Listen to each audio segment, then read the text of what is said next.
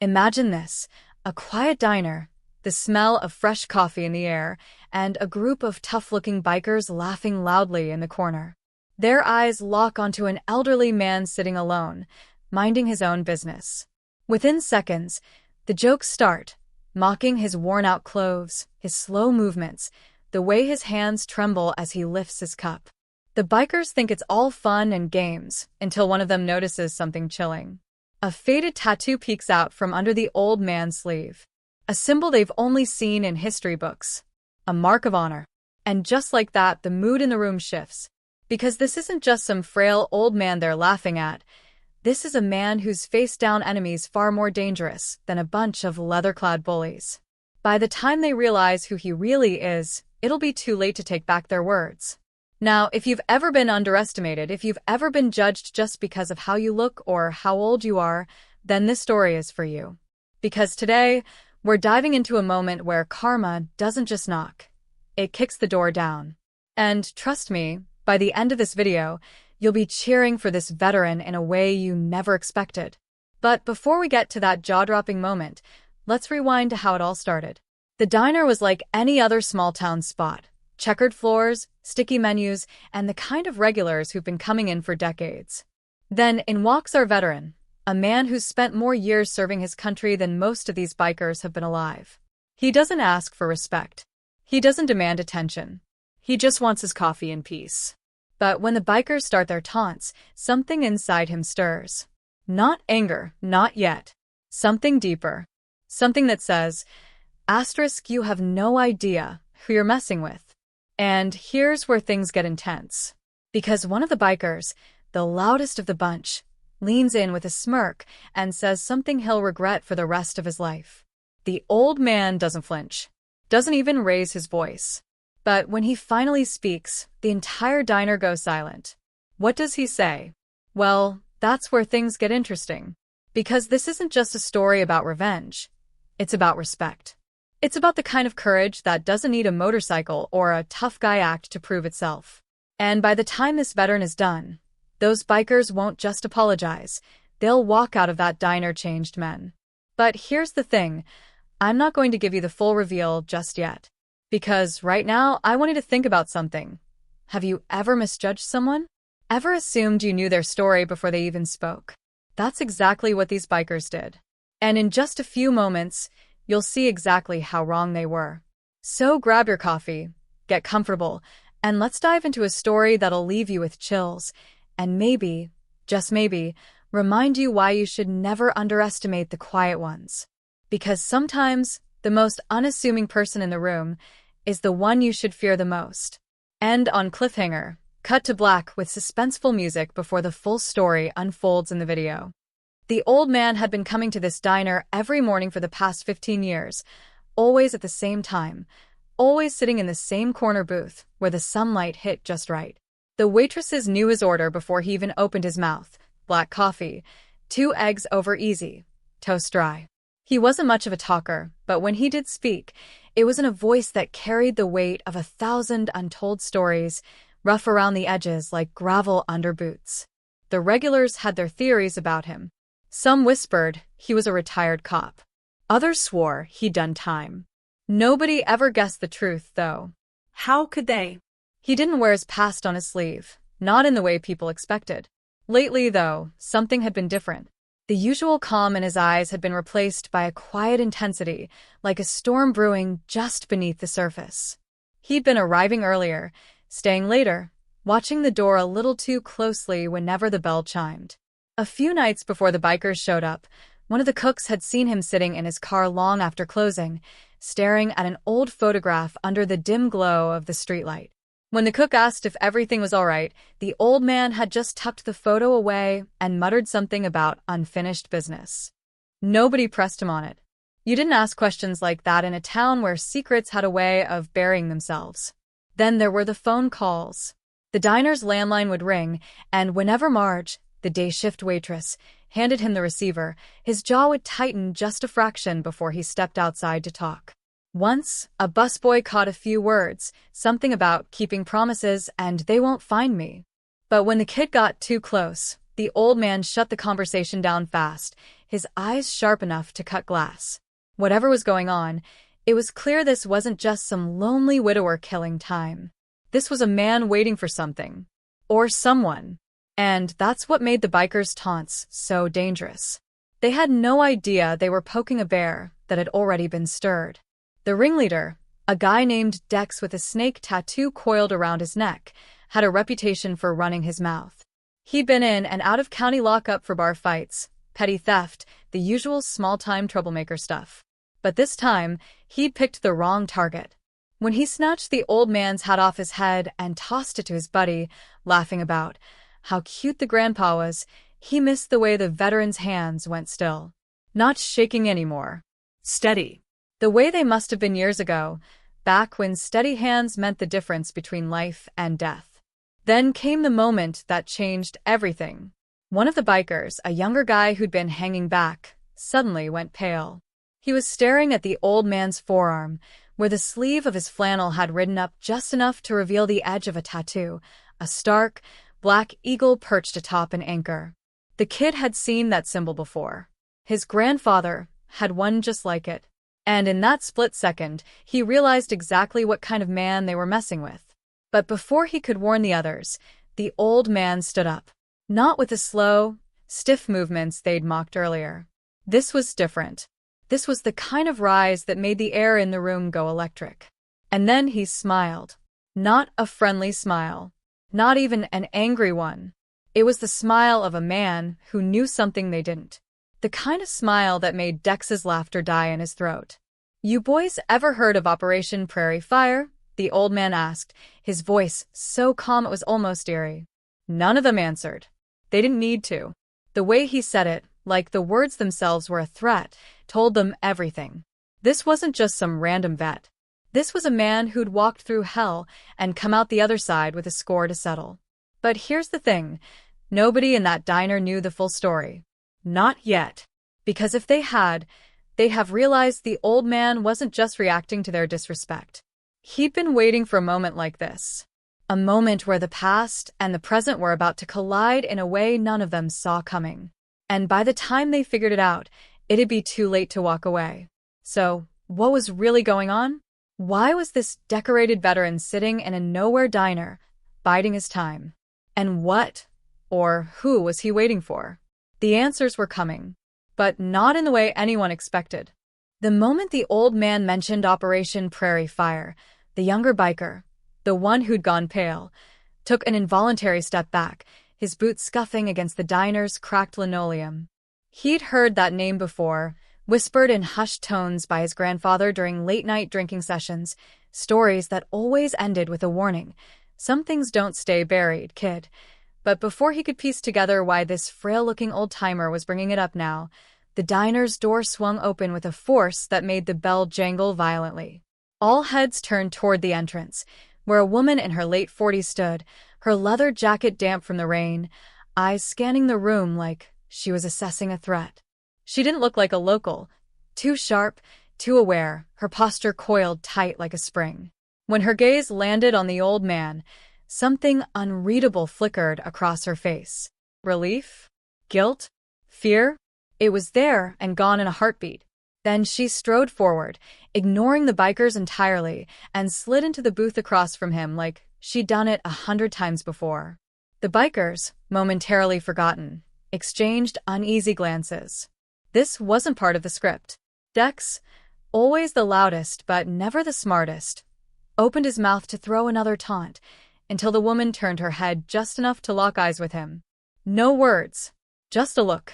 And suddenly, the guy who'd been laughing 2 minutes ago shut his mouth so fast his teeth clicked. Meanwhile, at the counter, Marge the waitress was pouring coffee with shaking hands. She'd seen that woman before. Last week, sitting in a beat-up sedan outside the diner at closing time, talking urgently into a phone. Marge hadn't thought much of it then. Strangers passed through all the time. But now, watching the way the woman leaned in close to the old man, her lips barely moving as she spoke, it set off every alarm bell in her head. Because whatever she was saying made the old man's knuckles go white around his coffee cup. And then, in a voice so low only the woman could hear, He said 3 words that changed everything. Asterisk, they found him. Who was him? And why did those words make the woman's face drain of color? Cut to a motel room 20 miles east, where a man in his 60s, same military haircut, same wary eyes, was methodically shredding documents in a rusted sink. The TV played the local news on mute, but the ticker at the bottom screamed something about remains discovered in a remote quarry. The man didn't react. Not when his burner phone buzzed with an encrypted message. Not when headlights swept across his curtained window. Only when the phone rang a second time did he finally pick up, his voice gravel and smoke. Asterisk, yeah, I heard. They're cleaning house. Asterisk then, after a beat. Asterisk, tell the old man to watch his 6. It's not just the bikers he needs to worry about. Back in the diner, the tension was so thick you could choke on it. The woman had slid something across the table to the old man. A dog tag. The chain broken. The engraving worn but still legible. His breath hitched. Because that tag hadn't been seen in over 40 years. Not since the night Prairie Fire went sideways. Not since the body it belonged to was supposed to be lying at the bottom of the South China Sea. So why was it here? Now? And who the hell had sent it? The bikers, sensing they'd stumbled into something way above their pay grade, were already backing toward the door. But it was too late. The old man was on his feet, the dog tag clenched in his fist, his eyes locked on the woman like she held the key to every question he'd spent decades trying to answer. Asterisk, where did you get this? Asterisk, he demanded, his voice cracking like thunder. She didn't flinch. Asterisk, you know where. And you know what it means. Outside, tires screeched. Someone was coming. And whatever history these two were digging up, it was about to explode. But here's the twist. The dog tag wasn't the only thing that had surfaced that day. Because halfway across town, a rookie cop was staring at a freshly unearthed military duffel bag, its contents staining the dirt a rusty brown. And the name stenciled on the side? It matched the one on the tag, now burning a hole in the old man's palm. 2 pieces of the same puzzle, separated by decades, reunited in the worst possible way. And the clock was ticking. The woman's hands trembled as she reached into her jacket pocket, pulling out a faded photograph and sliding it across the table toward the old man. His breath caught when he saw it. A group of young soldiers, grinning in the harsh sunlight of some long-forgotten outpost, arms slung over each other's shoulders like brothers. But it wasn't the faces that made his blood run cold. It was what was written on the back in smudged ink. Asterisk, Prairie Fire was just the beginning. They lied to us all. Asterisk, and below that, a series of coordinates that didn't match any mission report he'd ever seen. The bikers, now frozen near the door, could feel the energy in the room shift. This wasn't just some old vet's war story. This was something darker. Dex, despite his bravado, felt the first real prickle of fear crawl up his spine. He'd seen that look in a man's eyes before, right before things went sideways. Then the woman dropped the bombshell. You weren't the only one who made it back, she said, her voice barely above a whisper. Asterisk, he's alive. And he's been waiting for you. The old man's face went slack. Because he, the soldier whose dog tag he was clutching, the man whose name was stenciled on that blood-stained duffel bag, was supposed to be dead. They'd buried an empty casket. They'd said his remains were unrecoverable. For 40 years, the old man had carried that guilt like a second shadow. But if he was alive, why had he stayed hidden? And why resurface now? Outside, the screech of tires grew louder. The rookie cop from the quarry burst into the diner, his uniform splattered with mud, his face pale under the fluorescent lights. You need to see this, he said, thrusting an evidence bag toward the old man. Inside was a crumpled piece of paper, a handwritten letter dated the night before Prairie Fire went dark. The writing was unmistakable. The message was even worse. Asterisk, if you're reading this, they've already turned on us. Trust no one. Not even me. The old man's hands shook. Because that letter changed everything. It meant the mission hadn't been compromised by bad intel or enemy fire. It had been sabotaged from the inside. By someone they trusted. And now, as headlights flooded the diner's parking lot, The truth hit him like a bullet. The woman across from him wasn't just a messenger. She was his daughter. The daughter of the soldier they'd all thought was dead. And she hadn't come here to bring answers. She'd come to settle a score. But here's the twist no one saw coming. The real threat wasn't outside. It was already in the room. Because as the old man's eyes flicked to the bikers, he noticed something he'd missed before. The young one, the quiet one who'd recognized his tattoo, he wasn't just some kid. He was wearing the same watch he'd been wearing in that photograph. The watch that had been buried with him. And in that moment, the old man realized this wasn't about the past. This was a trap. And he just walked right into it. The old man's grip tightened around the dog tag, the metal biting into his palm as the weight of the revelation crashed over him. The soldier they had mourned, the friend he had carried in his heart all these years, wasn't just alive. He had a daughter, and she was staring at him now with eyes full of betrayal and fury. The diner's air grew thick with tension, every second stretching like a tripwire about to snap. The rookie cop shifted uneasily, his hand hovering near his sidearm, sensing the storm brewing but not yet understanding its direction. The bikers, caught in the crossfire of something far bigger than their petty taunts, stood frozen, realizing too late they had stumbled into a war that never really ended. Then the woman leaned in, her voice a blade wrapped in silk. "He told me everything," she said. Asterisk, how you left him behind. How you let them paint him a traitor. Asterisk, the old man flinched, as if struck. Because that was the unspoken wound, the secret he had buried deeper than any classified file, the doubt that had gnawed at him for decades. Had his friend really turned? Or had they been set up, sacrificed for some larger game? Now, faced with the living proof of his failure, the old man had no answers, only the crushing weight of choices made in the fog of war. Outside, the headlights cut off, plunging the parking lot into an eerie half-light. A car door slammed. Then another. Footsteps approached, deliberate and heavy. The old man didn't need to look to know who was coming. He could feel it in his bones, the past, circling back like a predator finally closing in. The woman's expression hardened. "You have one chance to make this right," she said, sliding a folded map across the table. Asterisk, meet him where it all went wrong. Alone. Or the truth dies with you.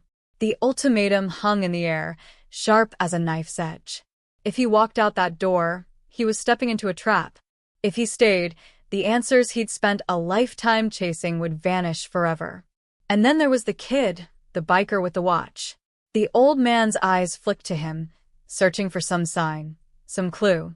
But the kid just stared back, his face unreadable, a ghost from a grave that should have stayed sealed. The rookie cop broke the silence, his voice strained. Asterisk, sir, we need to call this in. Whatever's happening. No, the old man cut in, his voice rough but firm. Asterisk, this isn't your fight. Asterisk, because he knew the truth now. This wasn't about justice or redemption. This was about survival. His friend, or the man who had once been his friend, had waited 40 years for this moment. And he wasn't coming for forgiveness. The footsteps reached the door. The bell jingled. And the old man made his choice. He stood, the dog tag still clenched in his fist, and faced the woman with a look that carried every scar, every regret, every unsaid word between them. "Tell him I'm coming," he said. Then, quieter. Asterisk, but you don't know what he's become. The door creaked open. A figure stepped inside, silhouetted against the dim glow of the streetlights. And in that heartbeat before the chaos erupted, the old man did something no one expected. He smiled. Because after all these years, the game was finally in the open. And he was done running.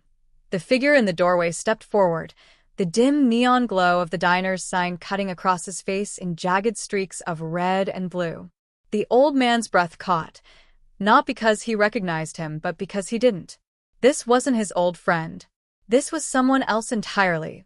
A man in a crisp suit, his posture rigid with authority, his eyes cold as a sniper's scope. Behind him, two more figures emerged from the shadows, their hands resting a little too casually near their waistbands. The rookie cop tensed, his fingers twitching toward his sidearm, but the suited man just smiled, slow and deliberate, like a predator savoring the chase. "You've been asking the wrong questions, Sergeant," the man said, his voice smooth as oiled steel. Asterisk, but don't worry. We're here to correct that. The woman, the daughter, stiffened, her eyes darting between the old man and the newcomers. Something flickered in her expression. Confusion? Fear? The old man saw it, and the pieces clicked into place with brutal clarity. She hadn't known. She'd been used. The suited man reached into his jacket, pulling out a folded dossier stamped with a seal the old man hadn't seen in decades. Operation Prairie Fire was never about the mission, he said, tossing the file onto the table. Asterisk, it was about the cleanup. And you were supposed to be part of that. The diner was dead silent. Even the bikers had stopped breathing. The old man reached for the dossier, his fingers brushing against the faded pages, mission reports, blacked-out names, a list of coordinates that matched the ones on the back of the photograph. And then, at the bottom, a single line that turned his blood to ice. Termination order, all operatives. The woman gasped, her hand flying to her mouth. Asterisk, no, that's not what he told me. The suited man cut her off with a chuckle. Asterisk, your father was a liability, just like this one. Asterisk, he nodded at the old man. Asterisk, but he had the good sense to disappear. Pity you didn't leave well enough alone. The truth hit like a mortar blast. The old man's friend had survived. But he hadn't been hiding, he'd been running. From his own government. From the men who'd sent them all into hell and then tried to bury the evidence. And now, after 40 years, they were here to finish the job. The rookie cop finally drew his gun, his voice shaking. Asterisk, nobody move. The suited man didn't even blink. Asterisk, put that down, son. Before you get hurt. Outside, the rumble of engines grew louder. More cars, more men. The old man's mind raced. They were outnumbered. Outgunned. But then his eyes locked onto the young biker again. The one with the watch. The kid's jaw was clenched, his fingers curling into fists. And in that moment, the old man realized. Asterisk, he wasn't one of them. The kid took a step forward, his voice low and rough. Asterisk, you're the ones who left him to die. The suited man's smile faltered. Asterisk, who the hell are you? The kid yanked up his sleeve, revealing a tattoo identical to the old man's. Asterisk, his grandson. The room erupted. The old man moved on instinct, flipping the table for cover as gunfire shattered the diner's windows. The woman ducked behind the counter, her eyes wide with betrayal and fury. The rookie cop fired back, his shots wild but buying time. And the bikers, those loud-mouthed, leather-clad idiots who'd mocked an old man over coffee, suddenly found themselves in the fight of their lives. Dex, the ringleader, grabbed a chair and swung it at one of the suited men with a roar. Asterisk, nobody screws with my bar. Chaos. Smoke. The stench of gunpowder and spilled coffee. And through it all, the old man saw his chance. The suited man was shouting into a radio, calling for backup. But the old man had spent a lifetime waiting for this moment. He lunged. The two men crashed to the floor, the dossier scattering like ashes. The suited man snarled, pulling a knife, but the old man was faster. He wrenched the blade away, pressing it to the man's throat. Asterisk, where is he? Asterisk, he growled. The man laughed, blood trickling from his lip. Asterisk, you really think it's just him? They're everywhere, Sergeant. In the police. The government. Even your precious VA hospitals. Asterisk, his grin turned vicious. Asterisk, you were never getting out of this alive. A gun cocked behind the old man's head. He froze. Drop it, a voice ordered. The old man closed his eyes. Because he knew that voice. It was the rookie cop. The cold press of the rookie cop's gun barrel against the old man's skull sent a wave of icy clarity through him. Not fear, but something sharper, something he hadn't felt since the war. Betrayal. The kid's voice was steady, no trace of the nervous officer from moments ago. Sorry, Sarge. Orders are orders. Around them, the diner was a war zone. Shattered glass, the groans of the wounded, Dex slumped against the counter, clutching a bleeding shoulder, the woman pinned behind the overturned table with the biker kid shielding her.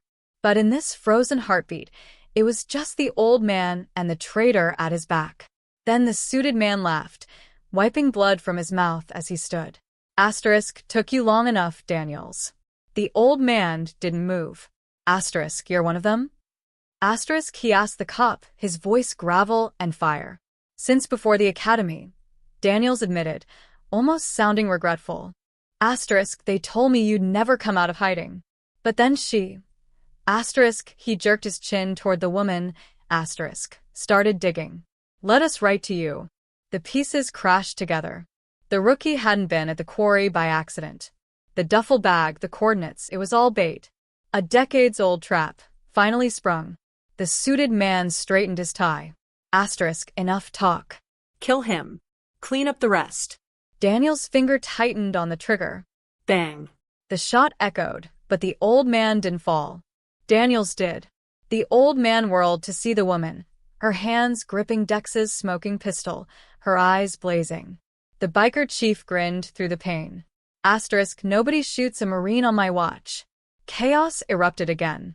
The suited man lunged for his fallen gun, but the biker kid tackled him, the two crashing into the jukebox with a spray of sparks. The old man didn't hesitate. He snatched the dossier from the floor, his eyes scanning the pages until he found it, a name buried under layers of redaction. General Aldrich Rook. His stomach dropped. Rook had been their commander, the man who'd sent them into prairie fire, the man who'd signed their death warrants. A hand grabbed his arm. The woman, her face streaked with soot and tears. We have to go. Now. But the old man didn't move, because the final piece had just clicked into place. He's not just covering it up, he whispered. He's running for Senate next month. The horror in her eyes mirrored his own. This wasn't just about burying the past. It was about power. A groan came from the wreckage of the jukebox. The suited man was crawling, his hand fumbling for something in his pocket. A phone, a detonator. The old man couldn't tell. Then headlights flooded the diner again. A black SUV screeched to a halt outside. The doors flew open, and standing there, silhouetted against the glare, was a ghost. Tall, lean. A face carved by time and torment, but unmistakable. The old man's voice cracked. Ethan? His friend, his brother, stepped into the light and raised a shotgun. Miss me, Jack? The suited man's face twisted in raw terror. You're supposed to be. Boom. The shotgun roared. The suited man dropped. Silence. Then Ethan lowered the weapon, his eyes locking onto the old man's. We got about 3 minutes before more come. He tossed a set of car keys to the woman. Take the kid. Go. She didn't move. Dad. Now. Ethan snarled. The old man, Jack, stepped forward. You faked your death. Let me mourn you. Ethan's smile was bitter. Had to. They were hunting us all, brother. He grabbed Jack's arm, shoving the dossier into his hands. This is the proof. Rook's dirty. Always was.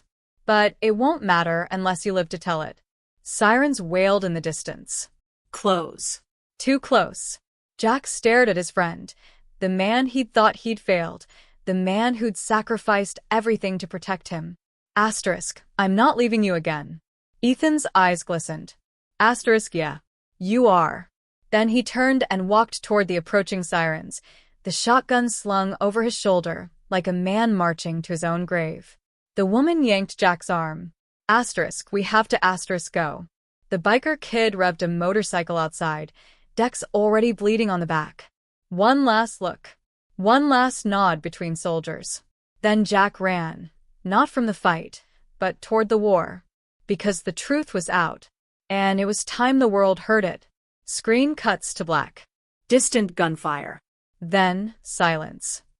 The dossier hit the national news 3 days later, leaked by an anonymous source, its contents too explosive to ignore. Front-page headlines screamed about government cover-ups, Black Ops betrayals, and the sudden withdrawal of General Aldrich Rook's Senate campaign.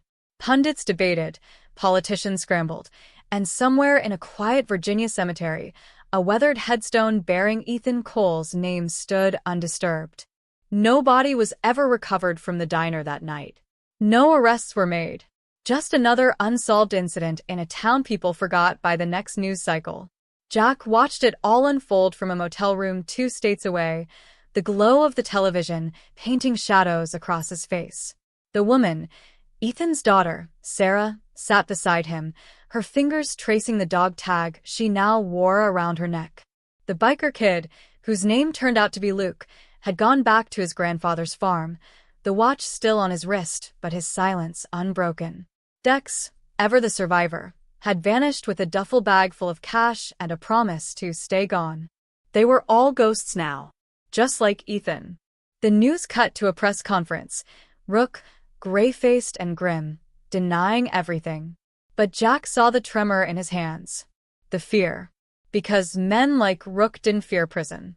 They feared the dark corners of history they'd stuffed their sins into suddenly flooding with light. And the light was coming. Sarah turned off the TV. Asterisk, what now? Asterisk, she asked, her voice softer than it had been in that diner. Jack reached into his pocket, pulling out a faded photograph. The one from the dossier. The one of his squad, young and grinning and blissfully unaware of the betrayal waiting for them. He studied Ethan's face, then tore the photo in half, leaving only his own image behind. The rest he set aflame with a match, watching the edges curl to ash. Now, he said, asterisk, we live. 6 months later, a letter arrived at a small coastal cottage in Maine. No return address. Just 2 words in handwriting Jack would know anywhere. Stay ready. And somewhere, in the quiet between the waves and the wind, Jack smiled. Because the war wasn't over. It was just getting started. Fade to black.